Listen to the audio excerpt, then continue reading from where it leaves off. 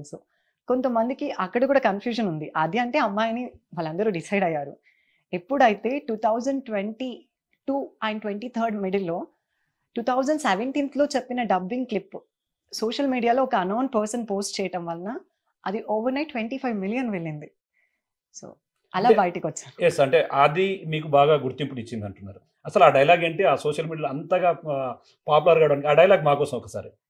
అసలు దేని గురించి చేశారు? అంతే గుర్తింపించింది. అంతే భయం కూడా పెంచింది. ఓకే.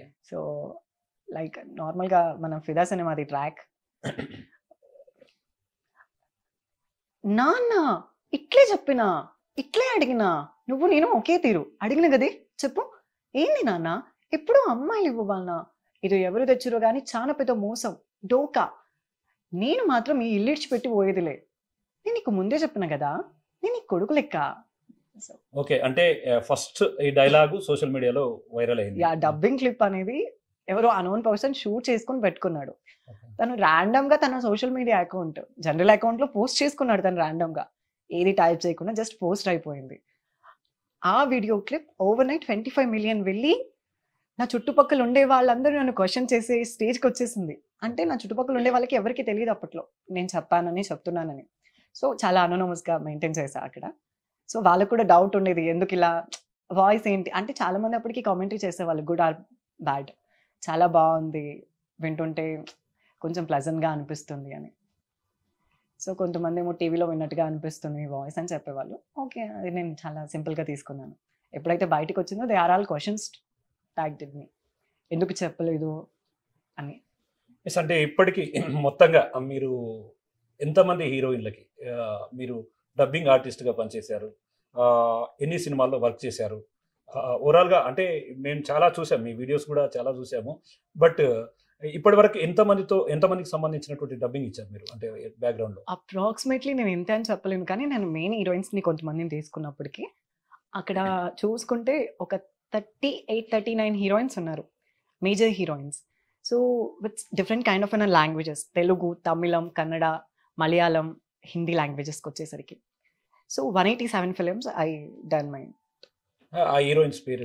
ఇంకా చాలా మందున్నారు. సమాంత, రుక్మిణి వాసంత్, ఆషికా రంగనాథ్, అవికా గోర్, రియా సుమన్, రీతూ వర్మ, ఆశా భట్, సాయి పల్లవి, మృణాల్ ఇంకా చాలా మంది ఉన్నారు. యెస్. అంటే దీంట్లో ప్రధానంగా మీకు మంచి అంటే ఓకే. ఇంతమంది హీరోయిన్స్‌ని చెప్పారు. దీంట్లో మీకు నచ్చిన వాయిస్ ఏంటి? ఏ హీరోయిన్ వాయిస్ నచ్చుతుంది? ఏది బాగా గుర్తింపు తెచ్చిందంటే ఏం చెప్తారు? అబ్సల్యూట్‌లీ సాయి పల్లవి. ఎందుకంటే నేను తనకి తెలుగులో ట్రాక్స్ చెప్పినా కూడా I done worked it in other languages. Telugu కానీ కాకపోయినా కన్నడం, తమిళం, మలయాళం లాంగ్వేజెస్‌లో చేస్తున్నాను కదా! సో, అది కొంచెం ప్లెజెంట్ ఫీల్. ఇంకా ఆల్మోస్ట్ ఇంకా సమంత గారిది కూడా నేను చాలా వర్క్ చేశాను ఫిల్మ్స్.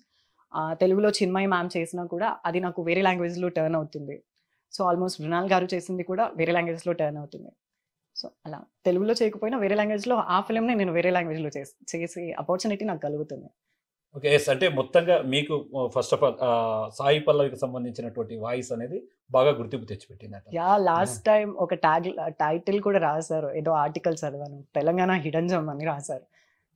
అది first my article English article. Okay. So, yes. మా కోసం అంటే మీరన్నట్టు ఆ సినిమా పేరు, ఏ సినిమాలోది, ఏ డైలాగు, ఆ సాయి పల్లవి డైలాగ్ మళ్ళీ ఒక్కసారి మా కోసం. ఆల్మోస్ట్ చెప్పాను కదా! ట్రాక్ అని 'ఫిదా' సినిమా సాయి పల్లవి గారు. And the dialogue also same. Yes. మంచిగా యాద్ చేసినావు. మా ఊరు మల్లన్న గుడి. మస్తుంటది. చూస్తావా? కానీ పొద్దుగాల 3 గంటలకు పోవాలి. అయితేనే మీ అమెరికోళ్ళకు. తనే స్నానం, తల స్నానం, పంచ కట్టుకోవాలి. అది మన తిరుపతి లెక్క. నేనిస్తా. పొద్దున జామున లేవ్వాలి కదా! పోయి పడుకో. హ్మ్. ఏం సోచాయించకు. ఆన్సర్. యెస్.